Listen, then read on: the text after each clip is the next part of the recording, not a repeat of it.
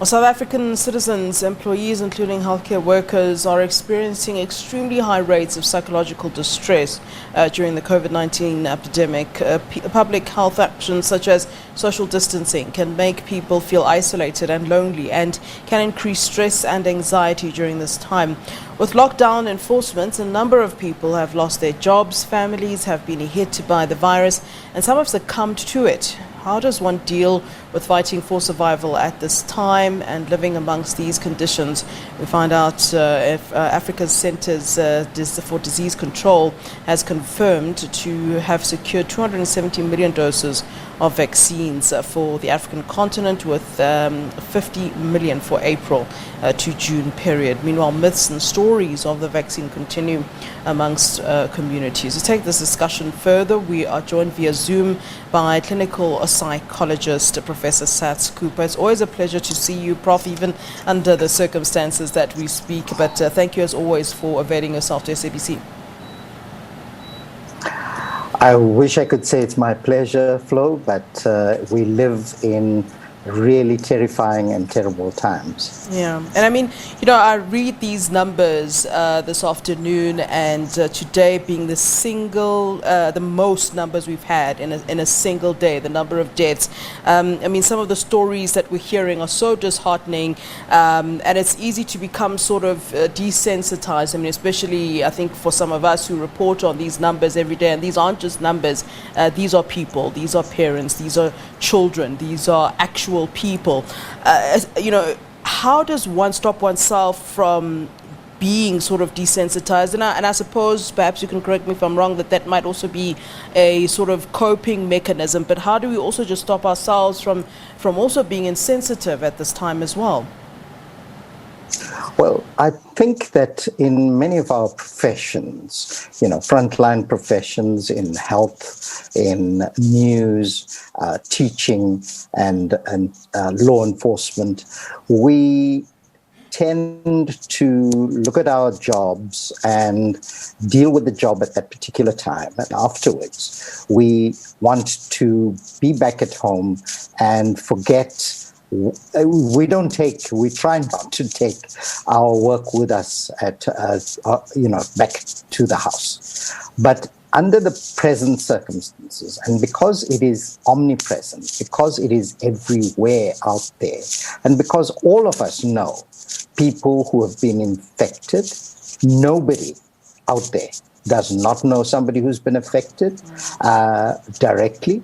And secondly, many of us, I would think a significant percentage of us, know people who have died from COVID. That alone ought to temper the numbness that comes with this kind of fatigue, if you like. And we've experienced this before when, during the heydays of apartheid, where in newsrooms, I think our newsrooms were worse off in that period than they are now. Now we're confronting a common problem, unlike in any other time in our history. It is all over, and nobody is unaffected by it. Yeah. We know that, for instance, that stupid rave or rage that was held for matriculants in Belito or somewhere there in the end of November or December resulted in super spreading. And that probably started at the beginning of the second wave. But when those kinds of things happen and there's nobody held accountable, the organizers of that have not been charged, nothing has happened to them, that allows us to feel more hopeless, because it seems that there are two systems at play here. So we need an equity in how we deal with the issues, and to see some significant leadership dealing with problems in a supercilious way adds to to our discontent and adds to our sense of hopelessness and also helplessness. But I think each one of us has to do the best she can and suffer as little as possible arising from that. So in doing our work, we should not take unnecessary risks. We need to mask. We need to ensure that that mask covers our nose and our mouths at all times. We need to ensure physical distancing, ensure that if we're forced to go into spaces like you in the newsrooms and outside the newsrooms have to do, ensure that the persons are at least 2 meters away.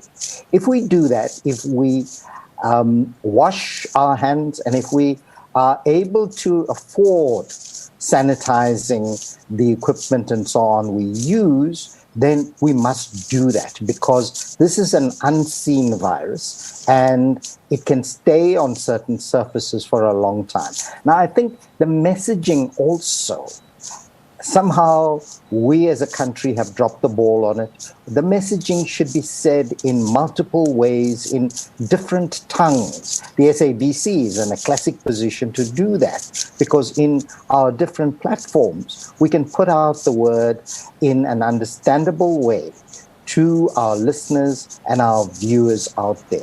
That's, at this time, one of the greatest services we can do, and we should do that. I think in the newsroom as well, that if there is a sense of dread and panic and concern, as there must be, then we need to look for help.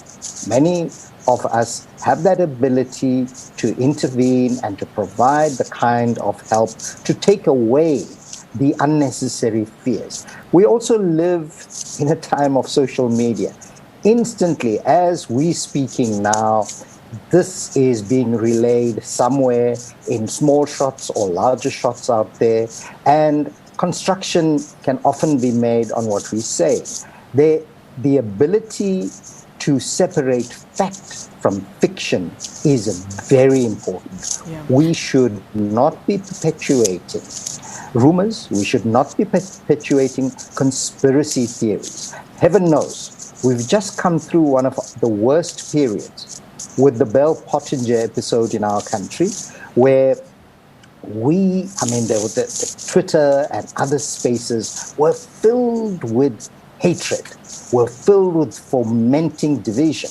Now, with the conspiracy theories, pro-vaccine, anti-vaccine, who's doing what to whom for what purpose? Before we talk about the vaccine, Prof, just in terms from a psychological point of view, what I really want to get at is, you have healthcare workers, for example, who can't take a break, who can't divorce themselves from what's happening at hospitals, who can't divorce themselves from the fact that there are deaths. What are the healthy sort of coping mechanisms that those kinds of people, even those working at mortuaries, for example, can use to sort of cope at this time? I mean, I saw quite a really sad picture of someone working for one of the popular mortuaries, and he was lying on the car, sort of weeping on this car at a graveyard. I mean, these are some of the visuals that one has seen. Medical staff sitting on the floor, just kind of disheartened. I mean, what are people supposed to do at this time? It's difficult for everyone in whatever space that they're in. Some are dealing with the deaths of their own families. What is one supposed to do at this time? What are the healthy coping mechanisms, just from a psychological point of view, Prof?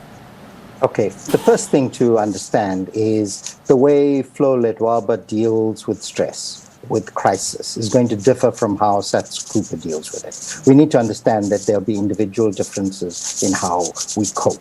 It has a lot to do with our socialization and what we've experienced before. When somebody like that young person who cried does it, for me, it shows that that person hasn't lost their humanity. We need to express that humanity in the ways that help us individually and that help each other. You see, we need to rely, we social beings, and that's why the term is being used of social distancing. We're social beings, and we become human through other human contact. So in that crisis, we need to band together to support each other. We need to also say there is help out there that is not being tapped.